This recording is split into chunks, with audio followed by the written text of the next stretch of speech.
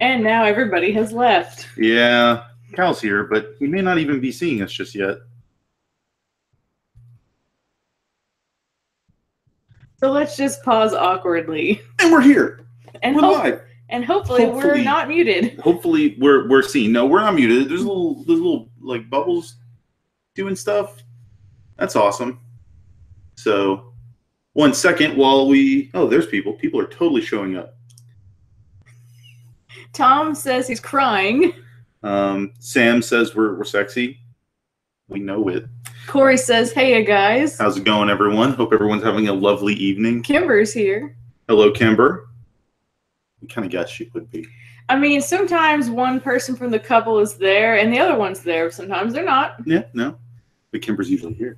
She is usually here. We appreciate that, Kimber. We do. I'm trying to get our episode up on the screen.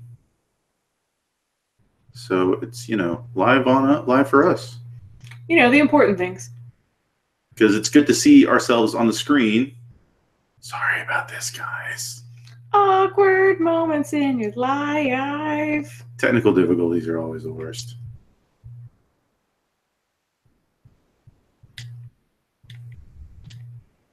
Why was it so much easier before to get ourselves on the screen? I don't know. I don't know either.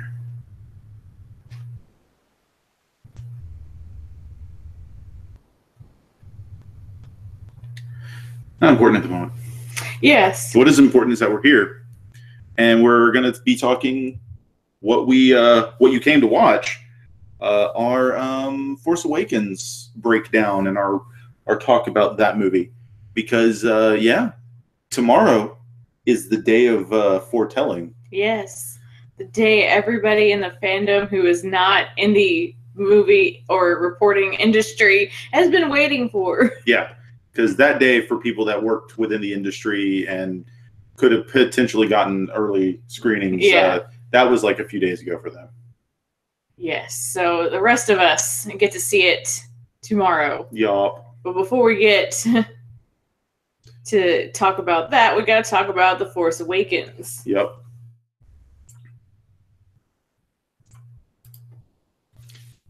All right, so our show structure for this episode, we'll talk about our memories surrounding hearing about this movie and seeing it for the first time, trailers, all that kind of fun stuff. Our gripes and likes, as usual, for our show formatting, like we did with the original and prequel trilogy, not trilogy. That is a horrible mispronunciation.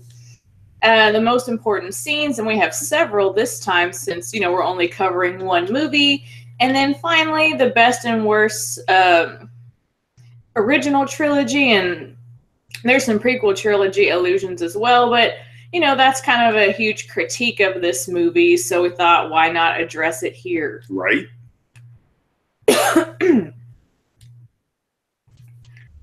So before we get started with all of the talk of the actual movie, why don't we talk about the memory section? All right, so I remember us watching the trailer for the very first time. Like I remember them announcing it, but it's kind of like we always have that apprehension of like, is it going to be like the prequel trilogy? Yeah, there was definitely a lot of apprehension, and I remember seeing some behind the scenes kind of like not retrospective, but the pre to the movie coming out to like get you excited, and like every time it was like practical effects.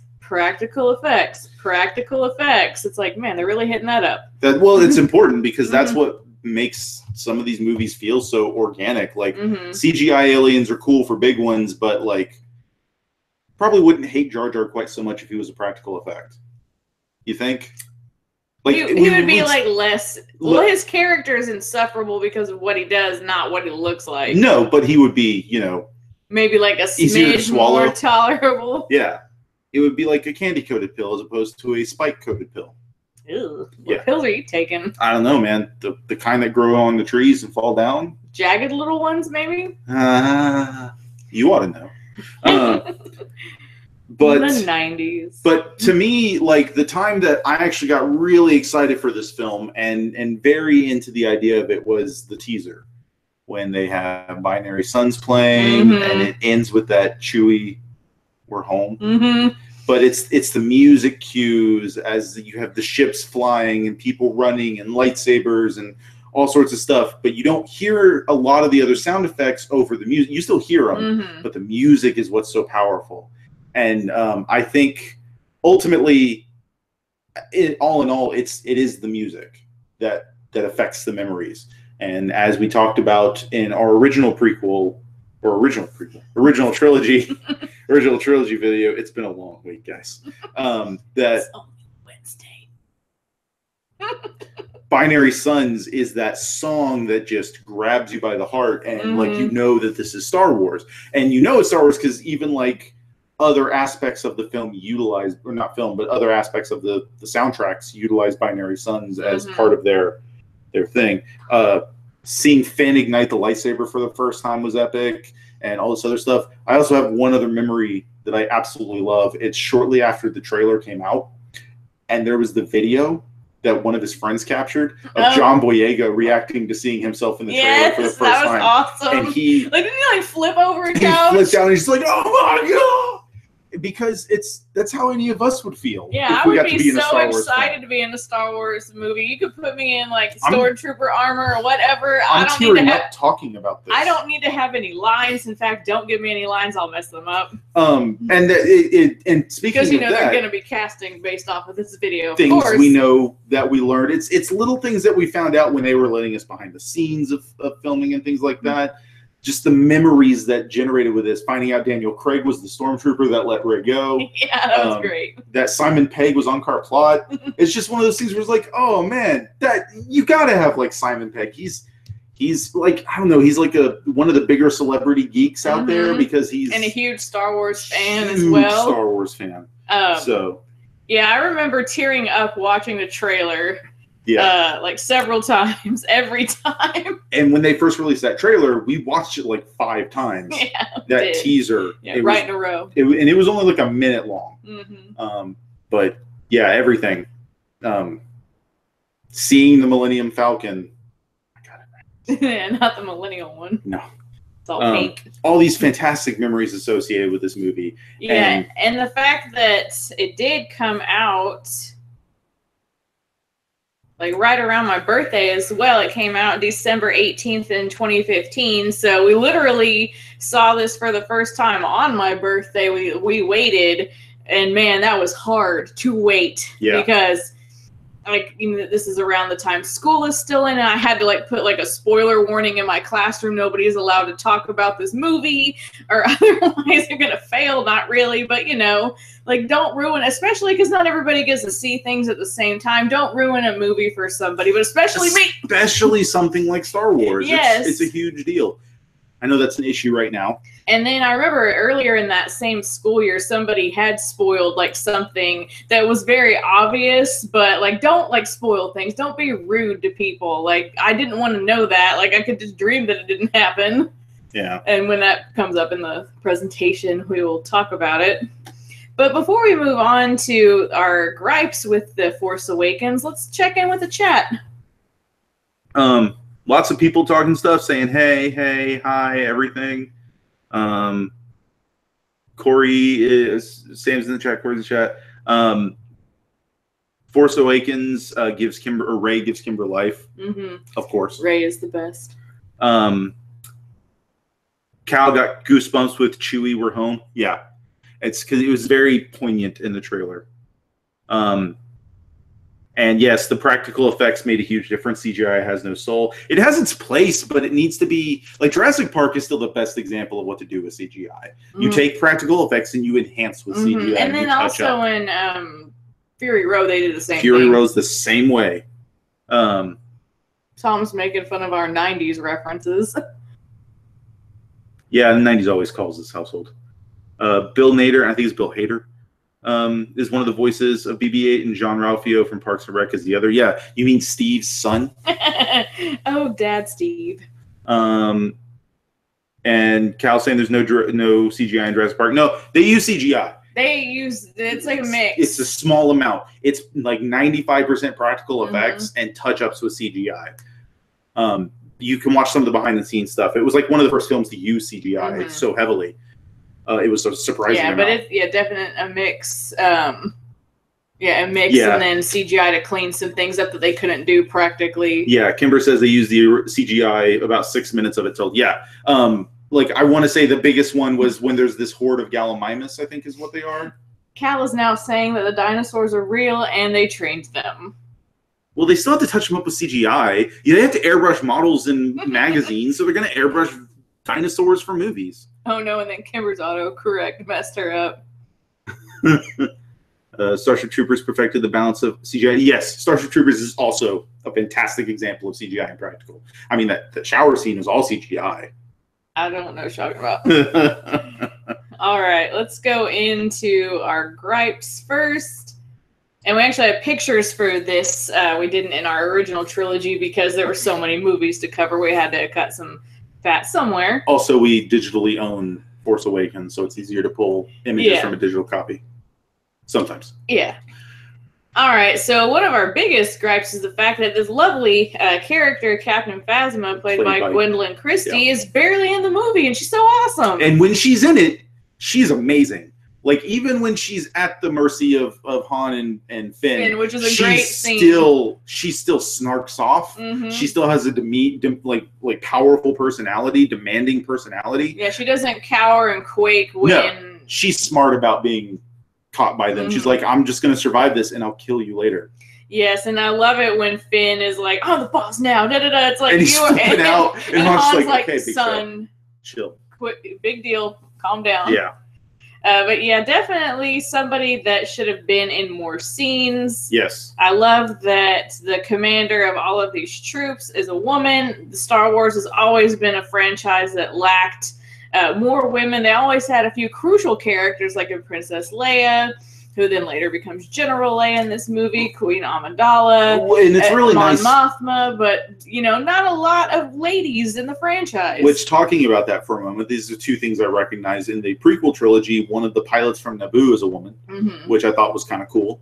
One of the 4 pilots that actually gets screen time, and then in this one, one of the clone troopers. One of the stormtroopers that Kylo Ren talks to is a woman, because you can tell from her voice. I'm like, that's really nice. All right. Tom likes the theory that she's with the Resistance, which is how Finn escaped. She didn't have to help him. Interesting. All right. The whole sequence that got a lot of flack online with fans was the Rathtar thing. Yeah, Han Solo's bigger than the Millennium Falcon ship. And it automatically, like, off the bat, it feels out of place, like, tonally. There's parts of it that are fine, but the action running scene feels like a different film. It's like the Attack of the Killer Tomatoes meets, like, beholders rolling around. Yes. To me. Right. It's a little silly. And then the saddest part is, like, in the Conja Club, one of the people that Han Solo has double-crossed. Yeah. 2 of them. Yeah, one of the groups. Yeah, the Conja Club. It's really funny, too, because I think, was it the Screen Junkies that first pointed this out, that this was the perfectly good... I think so. Good waste of the raid cast, and it's true. Yeah, because here we got Mad Dog and Rama, the 2 of the principal characters from the raid who have incredible martial arts skill. Yep. Great actors in their own right. And then they're like, I wish they would have done some more cool stuff. Yeah, they wasted them so much. Get slaughtered by Rathtars. Yep. It's the Indiana Jones ball scene. Yeah, but that's not just in the middle of the film to cut the tension. Like, that's at the beginning and you're done with it. It's a completely standalone story within the film. But this one is it's like this really weird piece of, like, moldy cheese in the middle of a sandwich. Ew. Like a fantastic sandwich. Yeah. I mean, I don't think it's as bad as, like, other people that were, like, really crapping on it. Like, I could have done without it. I would have liked to see, like, more, like, hand-to-hand combat. I just didn't want it to be, like, a big monster thing. Yeah, I think if it was Solo, Finn and Rey, and BB-8 and Chewie fighting off these two gangs and somehow utilizing them against each other. That would have been a much cooler scene. Yeah, that would have been really cool. Because then we get to see Han Solo be clever, not just run from a monster. Same with the other two. Yeah. Be awesome and smart and fun and clever.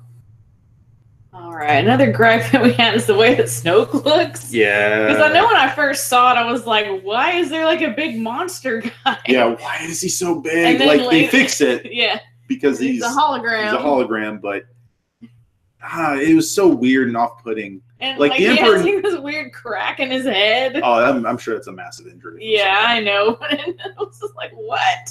Out of all of the cool effects, like this looks the worst in the whole movie to me. Yeah, it's pretty bad. Yeah, I can't wait to find out more about. It's even more sad because it's Andy Serkis. Oh man. Yeah. Well, we'll find out more about Snoke in the next movie, I'm sure. I'm sure. But yeah, and then this is something that it's not like a true gripe, but like, where did he get Darth Vader's melted helmet? Like, I mean, I'm sure there's something that happened in one of the books that we don't know about. Yeah. But it is weird. Like I figure he would go after his lightsaber or some other symbol, but his busted melted helmet. I know, and it's like such a weird artifact to keep. Like I guess for people that are like Empire sympathizers, which that's a real thing, obviously, because look at what's happened now. But just like you think the lightsaber or something, like not like a busted up helmet. Cal got it. Got in the gift shop. That makes sense. You're selling these. Kylo Ren's at like the one Imperial Star Destroyer gift shop. He's like, oh my god, I've been looking for this everywhere. Yeah. I need to go get this and a pile of my grandfather's ashes to keep my helmet. Because you would think that's another thing he does. Yeah, you would think that if they are getting these things from some kind of Imperial sympathizer gift shop online in the Star Wars universe, that maybe there'd be like a cool propaganda poster of Darth Vader as like their Lord and Savior, or like he has like the wall scroll. But then it would be even more childish if he had posters. But Kimber points out like it's Darth Vader's face. It's not even Anakin Skywalker's face. Mm-hmm. This is Darth Vader. So I get that. It's just it feels like a scene that didn't necessarily need to be there. Like, it looked cool in the trailer, but then it's like, the story of how he got this, please don't make that a movie. Nobody wants to see that. But I'd be fine with it as a side. It's like a short film. Yeah. It's less than 20 minutes long. Yeah. But yeah, I just thought it was a strange thing to focus on. Like, out of all of the things to worship, a melted, busted up Darth Vader helmet. One moment, guys.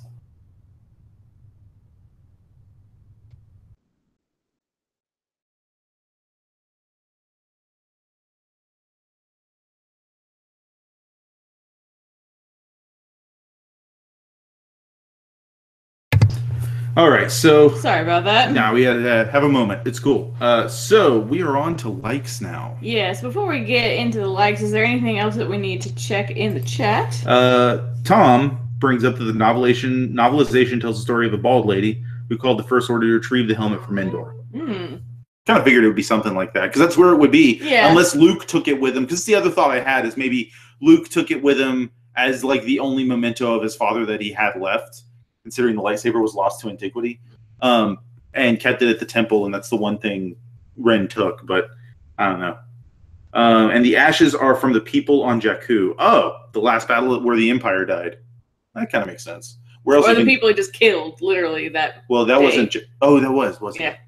Let's see. He wouldn't want to remember Vader. Yeah, but like to me, it's the only thing he would have left of his father.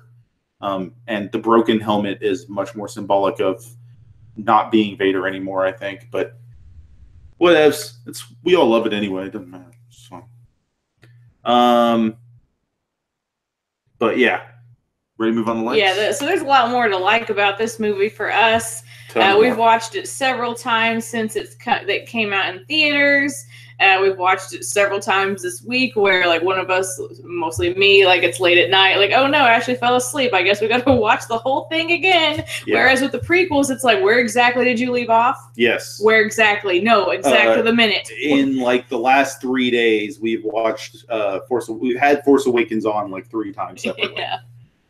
It's just that fun. And one of the best things I like about the movie, and I think Joe agrees, is just the relationship between Finn and Poe. I cry because of these two. Like, in the scene later on, this scene alone, when we went to see this in the theater, and it's the back and forth with the whole, like, why are you helping me? It's the right thing to do. You need a pilot. I need a pilot. Yes. Yeah. It's and then the instant rapport that they have as they're stealing the TIE fighter. And, no, not the TIE fighter. Yeah, it was a TIE fighter. Sorry. Okay. Sorry, I was thinking of a different ship. And then also, like, the fact that Poe names him. Mm-hmm. It's just little things all mounting up that makes their friendship just or their relationship, whatever. And then when Finn finds out Poe's still alive later, and they hug, and they're both just kind of like, oh man, you're alive, you made it. I cry. I'm tearing up talking about this. Mm-hmm. And when he's like, oh man, you got my jacket. No, you keep it. It looks good on you. It's like, oh. Not the right movie. That's the wrong song. It's a John Williams score. Also, I love any character in these films that treats droids like people. Yes. And both Finn and Poe do. Mm-hmm. Finn talks to BB-8 like he's a person. Poe treats BB-8 like his best friend because BB-8 is his best friend.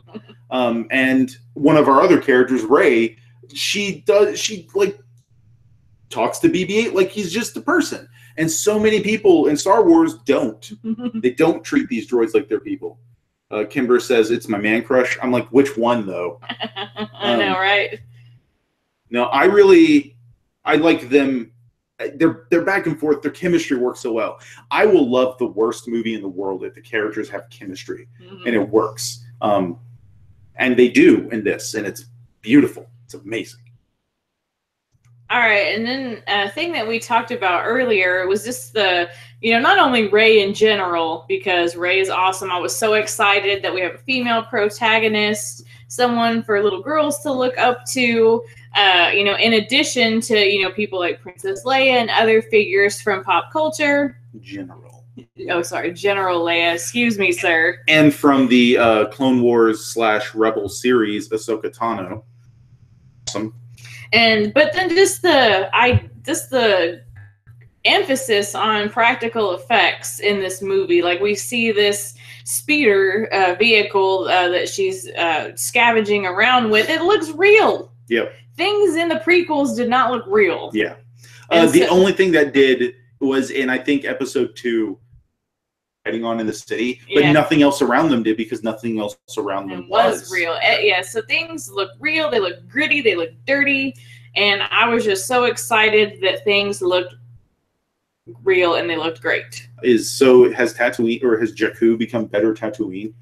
Because we don't hate the things that happen on Jakku. Yeah, we really don't. There's no special edition Force Awakens to sully our opinions of Jakku. Yes. Don't say that. Don't give him ideas. Kimber, to me, she's royalty. Yeah, she is. But she's also a general. Yes.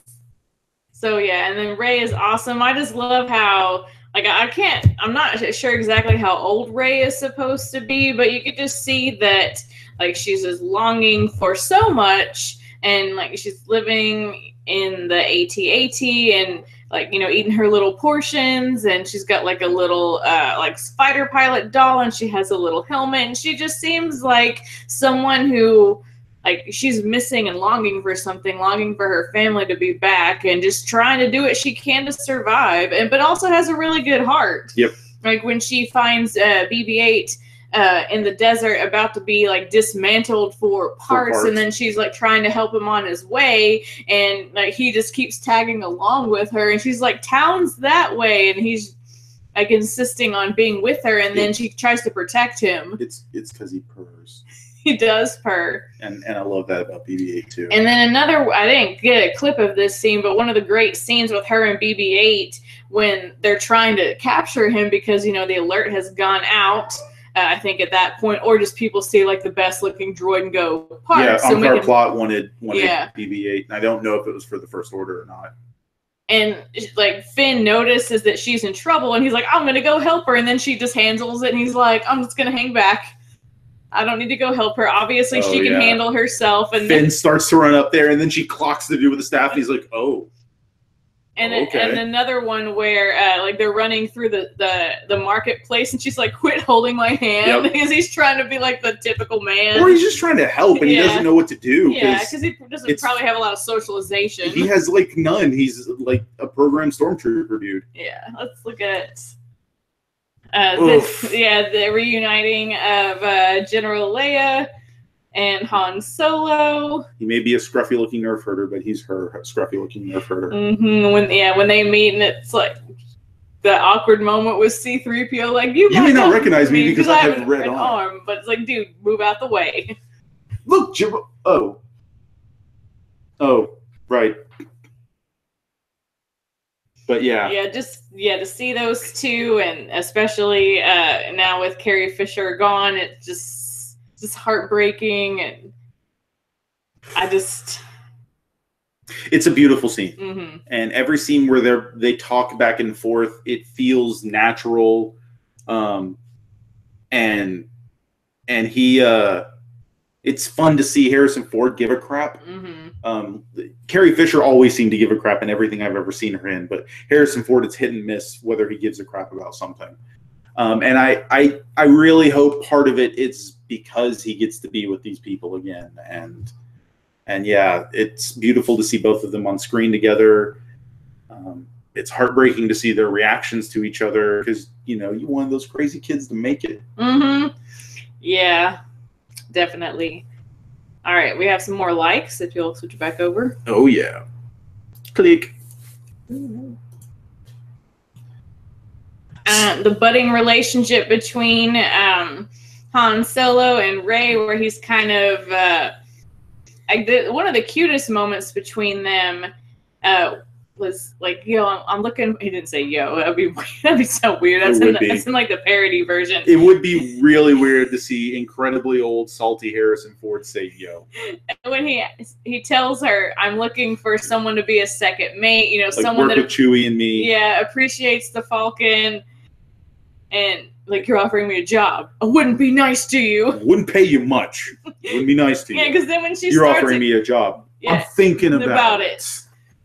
Yeah, because when she starts to get excited, then he has to like temper her excitement with like, I don't want to show that I'm happy that you would be working with me. He doesn't like showing appreciation to people. Like, I'm pretty sure the only people he opens up to are like Chewie and Leia. Yeah. For obvious and probably reasons. Chewie more than. Well, he's with Chewie more. Yeah, Leia. Well, and he's known Chewie longer. That's his bud. Yeah, it's his bro. and like when she's so excited that she bypassed the compressor, and when they're suggesting the changes to help them like get into hyperspace, and she's just like, very accomplished pilot despite not having as much experience with him.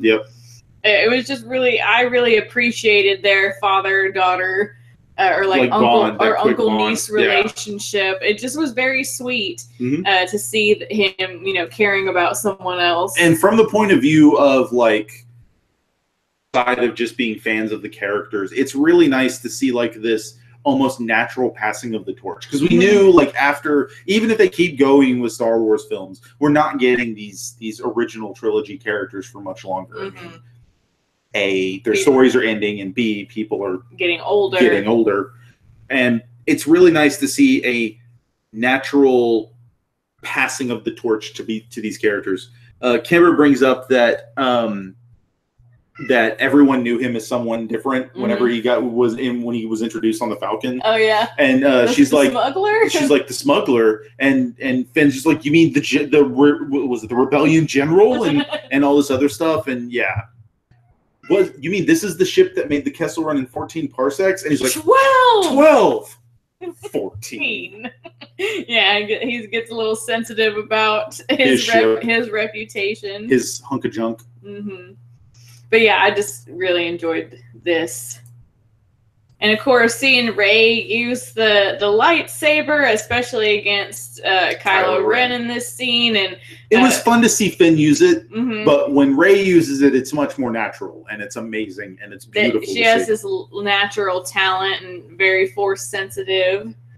And of course, yeah, it was cool to see Finn use it as well.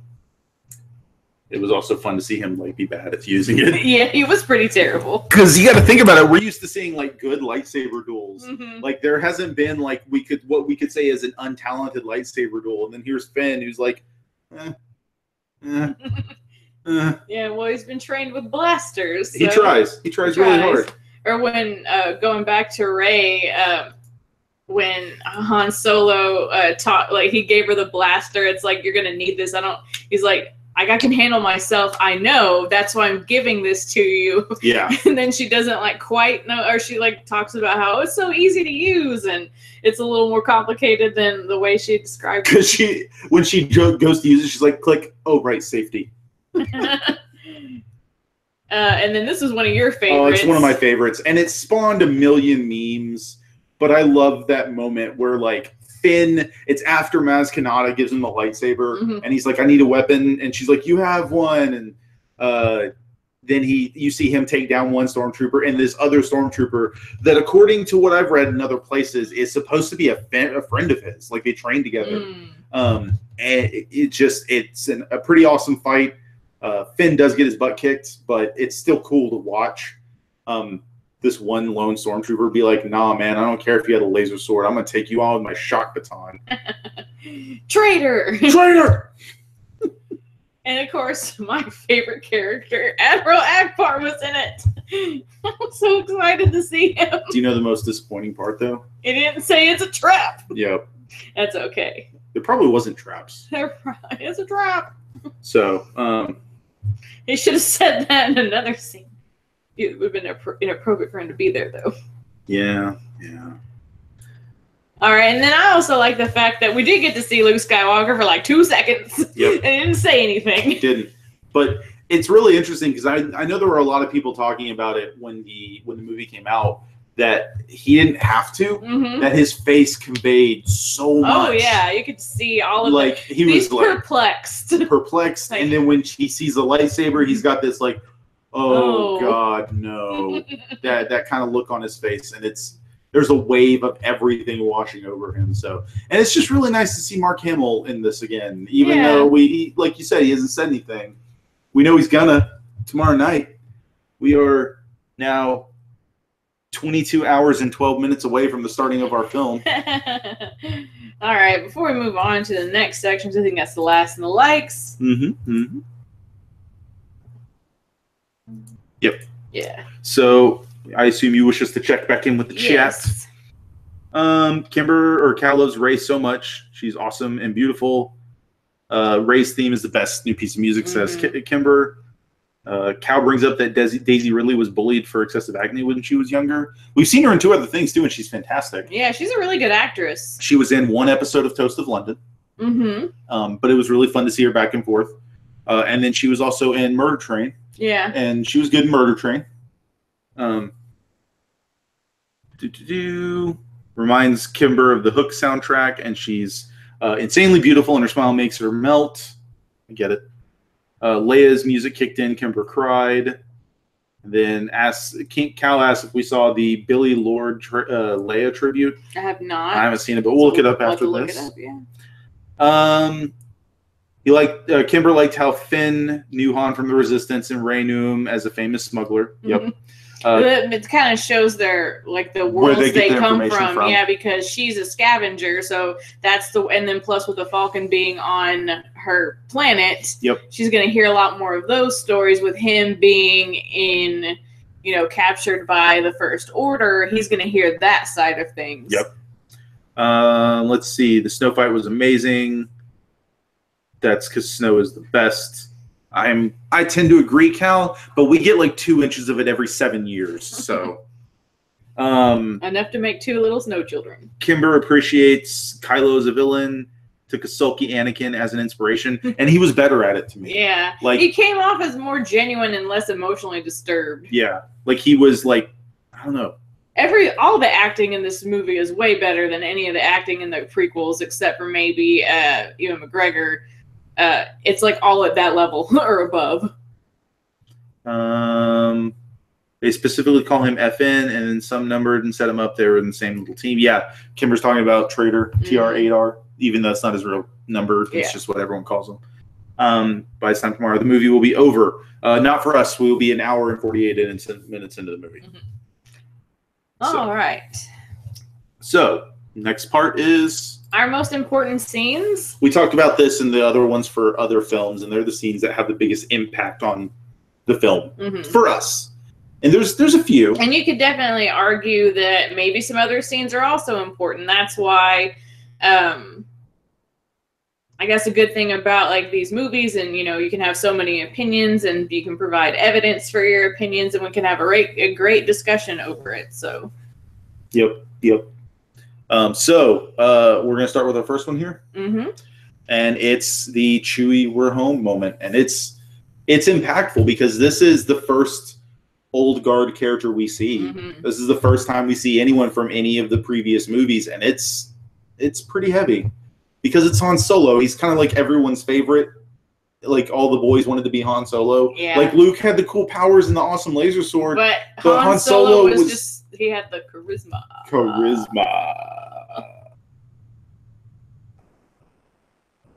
Anywho, but yeah, and it's also the fans. Like this is supposed to. That's why they put this at the end of that one trailer. Yeah, it's the "we're home." Like you're home. You don't have to worry about these movies being bad. You're home. You're home. That's the message, the theme we're trying to send out. Whether they're right or not, we'll see. But it's good. But I'm hoping because this was, yeah, tearing up a little bit. All right, to me, this is probably hands down one of the most important sequences in the movie.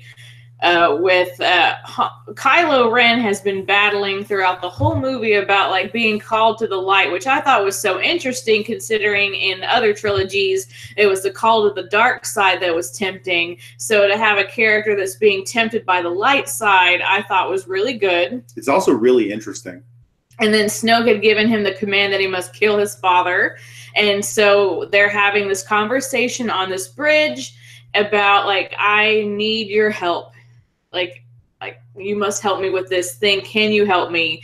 And it's really cool because at the same time, the Starkiller Base is powering up and stealing power from the sun. So you see this really cool contrast between the light side, represented by this blue, and then kind of the dark side, which is represented by this red, kind of going with the lightsaber colors of like the good lightsaber, the light side with Luke, and then the red side with the dark side and Darth Vader.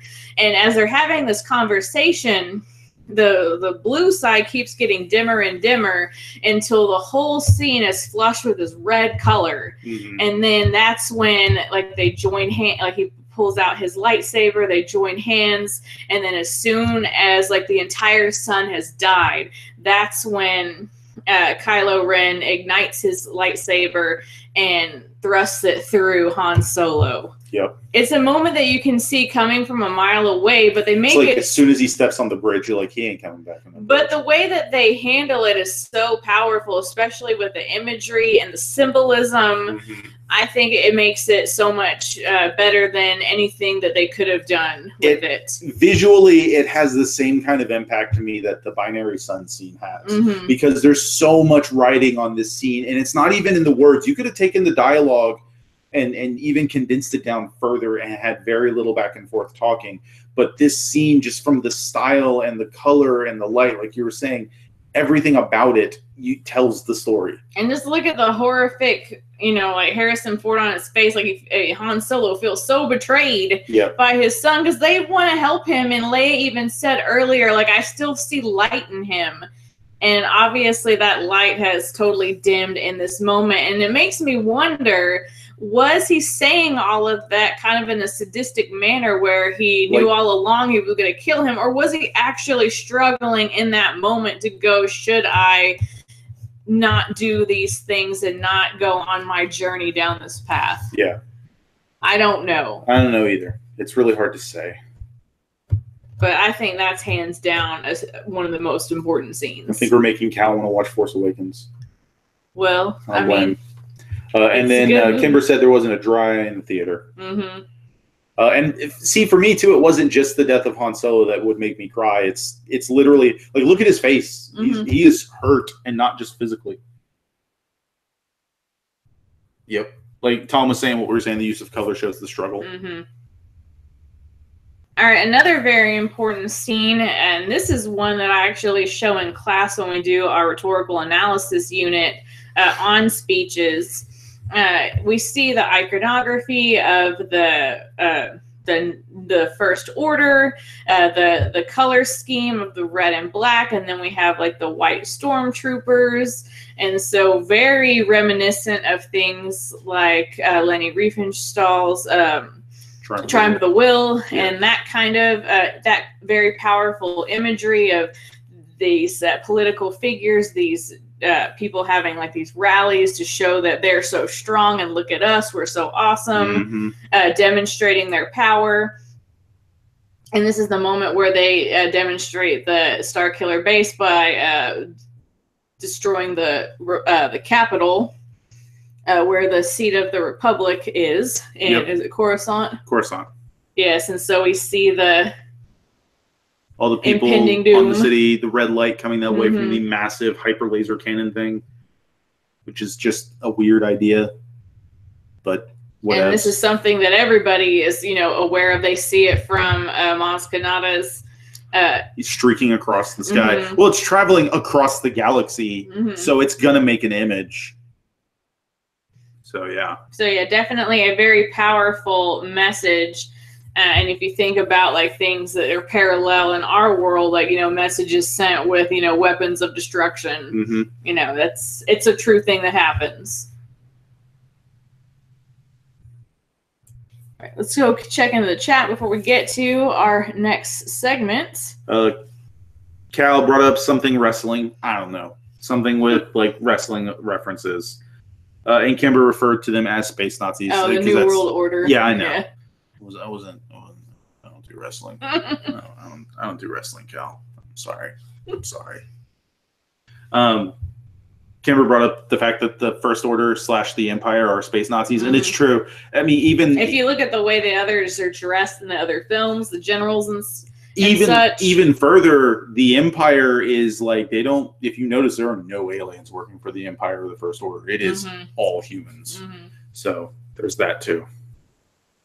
So yeah, that's the chat so far, because we've done other stuff already. All right.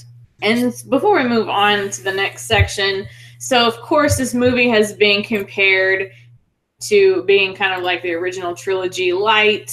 So we wanted to talk about the different illusions, some of them good, some of them, not necessarily the worst, but just things that we thought were a little heavy-handed. Or at least really noticeable. I, for one, didn't mind that it was kind of like a, not like paint by numbers retelling of the original trilogy.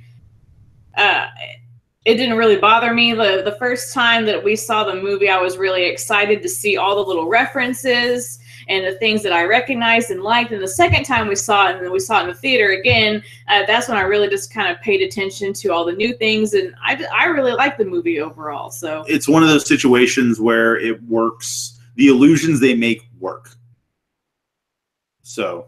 All right. So let's just look at a few of them. This is by no means a comprehensive list, but the types of illusions I like the best are the ones that are not like screaming at you. And I know this is a huge Star Destroyer, so maybe it is kind of screaming at you, but it's very much in the background. It's covered in a layer of kind of like mist, not like fog, but it's definitely not vibrant and bright in your face. Yeah. And just kind of showing you that, these things have crash landed places and nobody's come to like, pick them up. Who cares? quick that the Empire, there are some exceptions, but the Empire, like they're subspecies of humans or human-like, like the blue-skinned Chiss. Yeah, and I think part of that is the fact that the Chiss are like hyper-intelligent and they're very similar in mentality. And Vader employed alien bounty hunters, so anyway, illusions. Sorry about that. Yeah. And then we talked about this earlier, like Rey makes her home inside of a busted up AT-AT. Yep. And so that's cool because it's and what I like about it, there's no characters going, and that's why I mean when I say it's like a subtle reference, it's like, hey guys, did you know that that's a Star Destroyer over there? Oh yeah, living in AT-AT. It's just let you know. Yeah. You just see it, you know, because you're Star Wars. And if you don't, it doesn't matter because that's cool looking. Yeah, it looks cool. So even if you never had, for whatever reason, you watched this is the first Star Wars movie, it's not like it's a reference to the plot that's like, oh man, I don't know why she was living in that big monster thingy. Yeah. Now I'm so confused. Yeah, that doesn't happen. So the subtlety is kind of the thing I liked.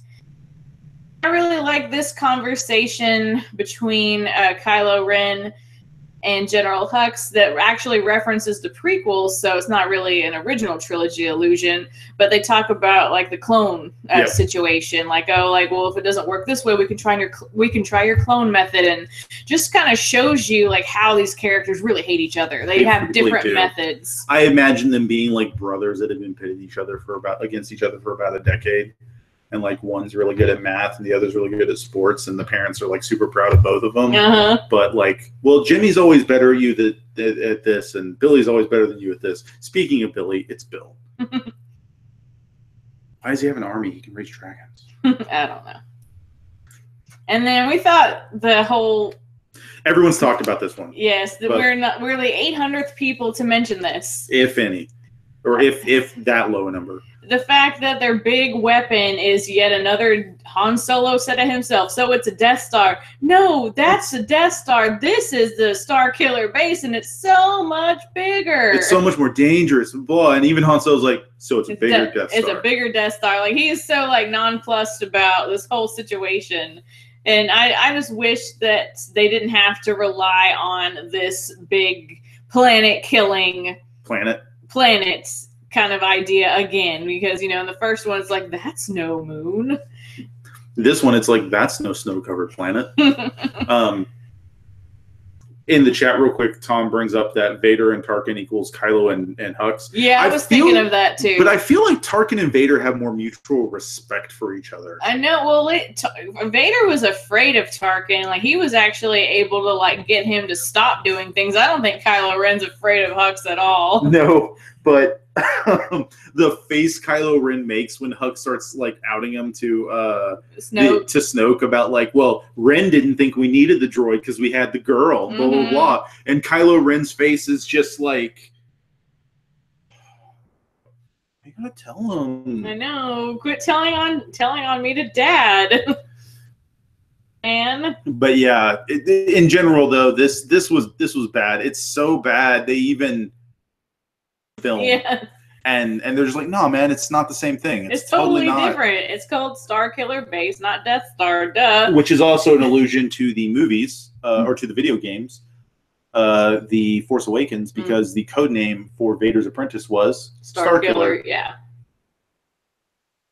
Played, voice acted, and like CGI captured by Sam Witwer, who is also the voice of Darth Maul in the Rebels TV series. Nice. So, you know, fun things. Big collection of Star Wars references. Yes, it should have been called. It was System Killer. System Killer. No lie. What did the Coruscant? But yeah, that's all that we really have about The Force Awakens. Of course, cultural impact, I think, is pretty easy to see with this kind of like bringing new life to Star Wars. Not that the animated series and those kind of things and video games haven't kept Star Wars alive, but as like a film series, you know, the prequels really kind of messed up a lot of stuff, and it really soured a lot of, especially fans our age. It shook our faith. And this was like a renewing of the faith. And it is in no way the perfect Star Wars film, but it's fun. and it captures what we love about Star Wars. And it's an adventure. It's good versus evil. It has stars and it has wars. And you know what it has zero of? Political discussions. Yeah, there's no Senate meetings. And there won't be any more of them. Oh, that's kind of messed up, though. Like a really enjoyable movie that, you know, fans of the original trilogy can really like. People that don't mind the prequels are like younger children. This is very action-packed and exciting, so it's much more engaging than all of the prequel movies because of, you know, there's no Senate talks. Very get-go, we're in an action scene within like 4 minutes, and even when there's talking beforehand, the first lines we get from Kylo Ren are a snarky back and forth with Poe Dameron. You know, so am I supposed to talk? Are you supposed to talk? Who's starting this? We barely talked about Poe except in relation to Finn. Yeah, Poe is amazing. Poe is great. I enjoy Kylo Ren as a villain as well, especially when he's trying to interrogate Rey and it's not going so well. And it's then not going well at all. Well, how do you expect me to react when there's like a big scary creature in a mask and he's like takes off his mask and then you see he's like, oh, he's not really that scary looking at all. So speaking of that scene, when she first wakes up and he's just like sitting there creepily across from her, where am I? What's going on? And he's like, you're my guest. Like, oh no. You can hear him smiling behind his mask, and that's dark. That's like misery levels of creepy. Yeah. Like, Rey, run. So let's check the chat one more time. Alrighty. Kimber brings up BB-8 is awesome, and they did such a great job bringing a new droid to fall in love with. It's true. I feel like right before the film came out, there was some sort of like College Humor did a thing where they made like a mock holiday special, but it was about how BB-8 is the most likable new character in the world, and he wins an award for it and stuff. It was pretty funny, and it used a lot of practical effects that looked really good. That Cal brings up that Luke's original last name was Starkiller. Very true. Yeah. I feel like that's why they named Vader's apprentice Starkiller as an homage and a reference to that. And Cal hopes that in The Last Jedi we learn more about the Knights of Ren. I would like to learn more about a lot of things. I'm very excited for the movie. I've been trying to avoid all reviews and spoilers and videos about Star Wars just in case. Yep. I'm so excited for tomorrow night where we'll get to go see it. So we will be back with a review of The Last Jedi on Friday evening. So hopefully you'll have a chance to see it before then and join in. We'll definitely try to keep the first part of the review spoiler-free. Yes. And then we'll definitely put up have like a warner like, hey, from this point on it's spoilery, so if you haven't seen it, go away. Yeah, or if you just want to watch after the fact, that's fine too. But we always like to have people live to chat with because it makes it more fun. Kimber says the second movie in the trilogies are usually her favorite, so she has high hopes. Yeah, I do too. Except for the prequels, I ended up that Revenge of the Sith was my favorite. The third one, the second one is usually one of the better ones. I usually am a big fan of the second movie in a trilogy. Yeah. So, but yeah, that's been our talk about The Force Awakens. And if you haven't seen it, I don't understand. But watch it now. Yeah, why are you watching this video? Go see the other one. And as a side note, it's a really great point. If you've never seen a Star Wars movie, they do enough to tell you about what's going on in the history that you can jump in and still enjoy this. Oh yeah, I think so. Oh my God, that's the perfect thing for this. It's the Star Wars film. The gateway drug. It's the gateway Star Wars film. Yeah, skip the prequels now. Just go straight to this. You don't need that. No one needs to know that story. No one needs any of that stuff. So, but thank you. Thank you for joining us for our Force Awakens review. We'll be back Friday, like you said, with and then Saturday will be all other Star Wars stuff that we can cram into an hour. Yeah, we got to narrow down what we're going to talk about. Otherwise, we'll be here all night. All right. Well, we should probably go. Yeah. Because, we just keep saying goodbye 1,000 times. Goodbye, goodbye, goodbye, goodbye, goodbye, goodbye, goodbye, goodbye, goodbye.